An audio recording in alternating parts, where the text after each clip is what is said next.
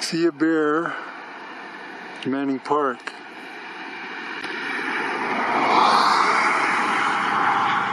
Here's our vehicle. My brother in the vehicle. It's right beside the highway. I think it's going for ants or something.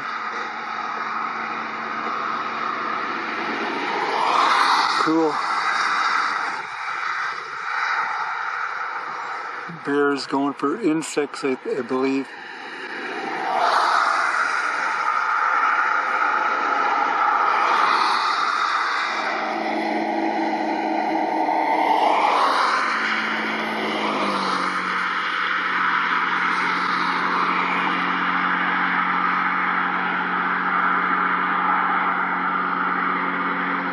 It's taken off now into the bush. There she goes.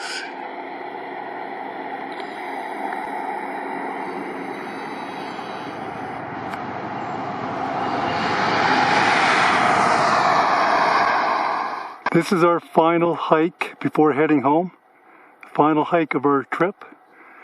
We're going to go up Windy Joe, and then that'll be it. Then we head home. And when we do head home, it'll be preparing for another trip. So we'll be at home for at the most 3 weeks, and then heading out again. On our way up to the summit of Windy Joe, we cross the intersection of the Pacific Crest Trail.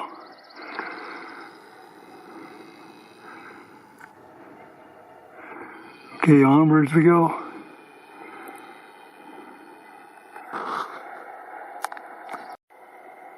Top of Windy Joe.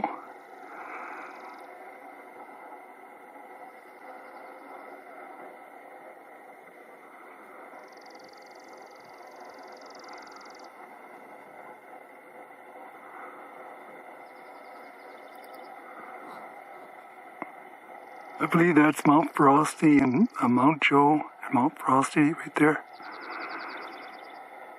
which we climbed 2 days ago. Pretty to the top of this one, and there's Mount Frosty.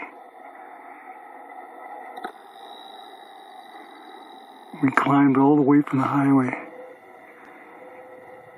up there. Quite the climb.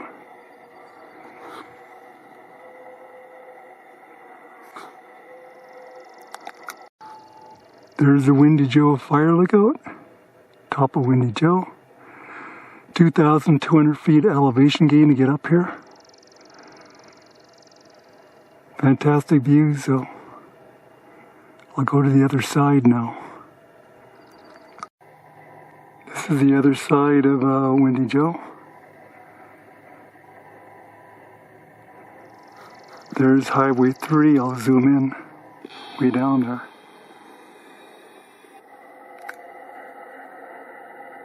Highway 3.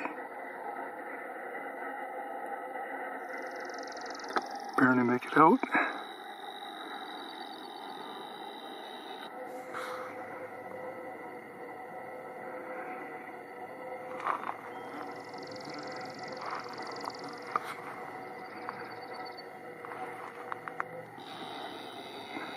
And fire lookout. There's a better view of Highway 3 from way up here.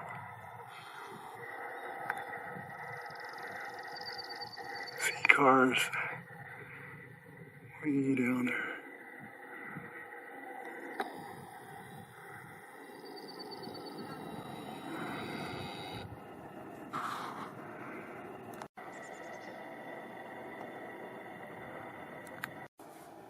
Here we are inside the lookout, bottom floor.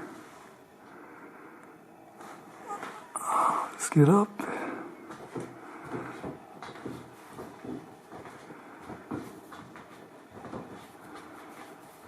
I'll also go to the top floor. Yeah. I'll head up there right now.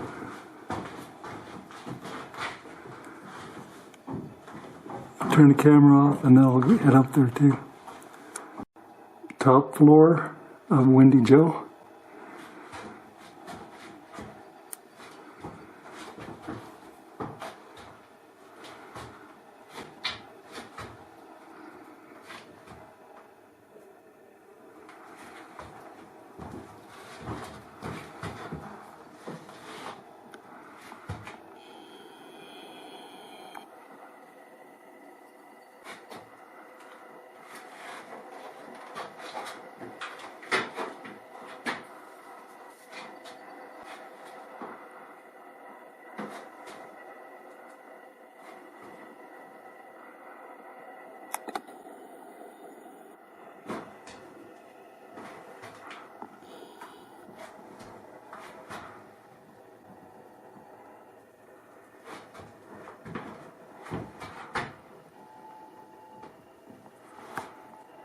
Anyway, Pacific Crest Trail goes through that valley.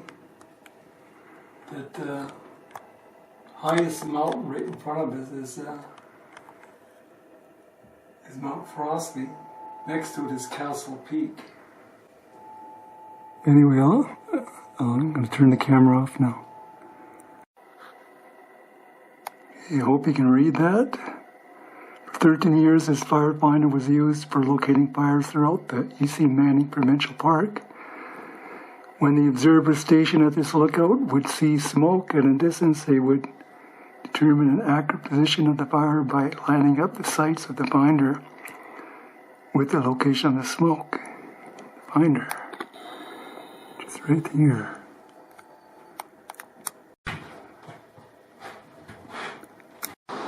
It looks like some idiot with an axe chopped down a bunch of cottonwood trees and ringed a bunch of them so they're going to die. Here, I'll zoom in on this one. Beautiful cottonwood trees. Beautiful look, he ringed that cottonwood so it's going to die. And it's a beautiful cottonwood, and he chopped a bunch of other ones down, or a whole bunch of cottonwoods were chopped down. And it's not the work of a chainsaw. It's the work of some guy hacking away with an axe. So it's not any professional doing this. And a whole bunch of these cottonwoods have been, whole bunch of them have been downed.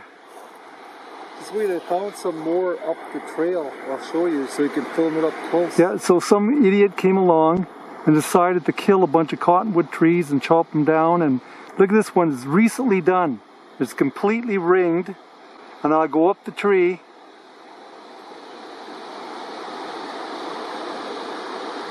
The leaves are still green.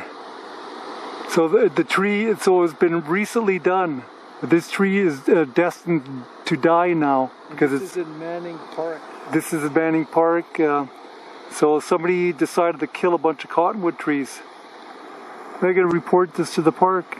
See what they have to say about it. Ridiculous. Okay, destructive. Okay.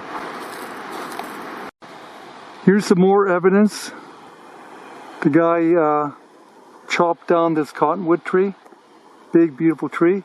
And look at the damage on these ones. He was like chopping away at the bark, and he was damaging the bark of the trees. There's no way that could be done by beavers, eh? Could it be beavers? I don't know. Let's take a look. Would a beaver do this type of work? Maybe it was a beaver. But man, something's really trying to kill all these cottonwood trees. One destructive beaver, if it's a beaver. Why would a beaver get so high up? That's pretty high up, isn't it? Yeah. Well, I'm going to examine it a bit more and see if it looks like an axe or chew marks.